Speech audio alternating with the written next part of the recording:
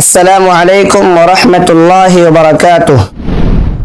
بسم اللہ والحمد للہ والصلاة والسلام علی رسول اللہ، اما بعد۔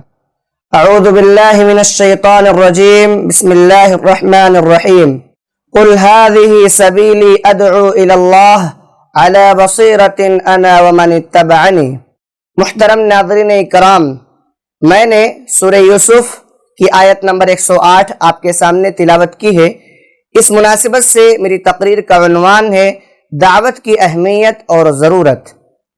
محترم ناظرین اکرام، اللہ تبارک و تعالیٰ کی دین کی بات کو لوگوں تک پہنچانا، جسے ہم اور آپ دعوت و تبلیغ کے نام سے جانتے ہیں، یہ جو کام ہے یہ اللہ کے نبی صلی اللہ علیہ وسلم کا کام ہے اور آپ کے متبعین کا کام ہے۔ بس شرط یہ ہے کہ دعوت کا یہ کام علم اور بصیرت کے ساتھ ہونا چاہیے۔ اللہ تعالیٰ نے سورہ یوسف کی آیت نمبر 108 میں فرمایا، قُلْ هَذِهِ سَبِيلِي أَدْعُو إِلَى اللَّهِ عَلَى بَصِيرَةٍ أَنَا وَمَنِ اتَّبَعَنِي۔ اے نبی آپ کہہ دیجئے کہ یہ میرا راستہ ہے، میں لوگوں کو اللہ کی طرف بلاتا ہوں، یعنی جو اسلام ہے یہ اللہ کا راستہ ہے۔ ادعو الی اللہ، میں اللہ کی طرف لوگوں کو بلاتا ہوں، علی بصیرت، بصیرت کے ساتھ، علم کے ساتھ، انا ومن اتبعنی، میں یہ کام کرتا ہوں اور میرے متبعین بھی یہ کام کرتے ہیں۔ ظاہر ہے کہ نیکی کی طرف لوگوں کو بلانا یہ اس امت کا ایک فریضہ ہے، اس امت کی ایک ڈیوٹی ہے۔ اللہ تعالیٰ نے سورہ آل عمران کی آیت نمبر 110 میں فرمایا، کنتم خیر امت اخرجت للناس تأمرون بالمعروف وتنہون عن المنکر۔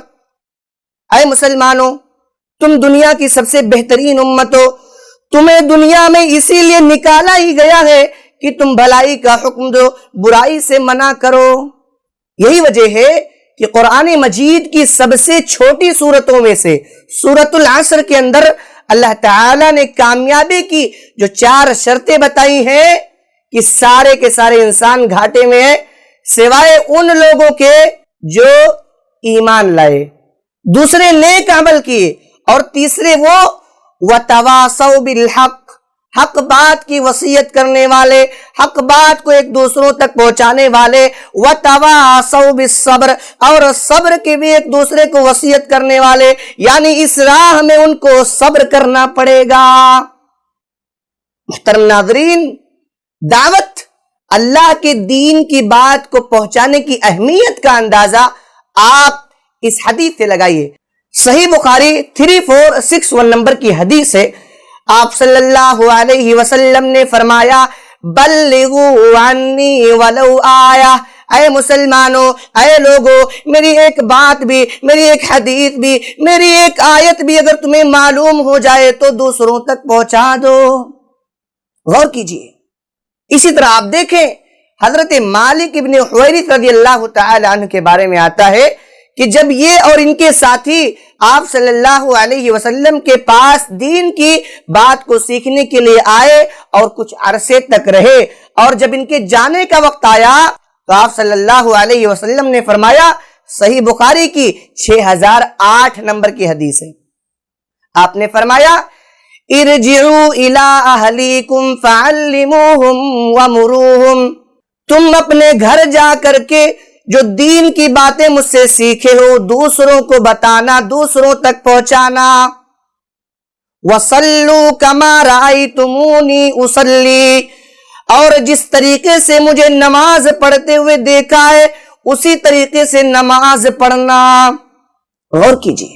اسی طرح آپ دیکھیں ترمذی کی 3657 نمبر کی حدیث ہے، آپ صلی اللہ علیہ وسلم فرماتے ہیں، نَضَّرَ اللَّهُ امْرَأً سَمِعَ مِنَّا شَيْئًا فَبَلَّغَهُ، اللہ تبارک و تعالی اس انسان کے چہرے کو تر و تازہ رکھے گا جو دین کی باتوں کو لوگوں تک پہنچاتا ہے، کما سمعا، جیسا سنے ویسا دوسروں تک پہنچائے۔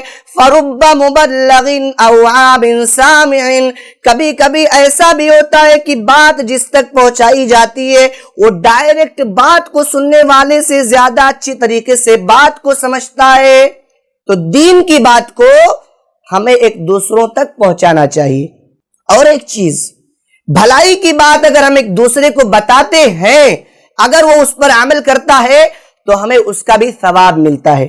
اس لیے محترم ناظرین، ہم دیر نہ کریں، دین کی بات کو دوسروں تک پہنچائیں. اللہ رب العالمین سے دعا ہے کہ بار الہی ہمیں دین کی بات کو، دعوت و تبلیغ کو لوگوں تک پہنچانے کی توفیق عطا فرمائے. آمین. والسلام علیکم ورحمۃ اللہ.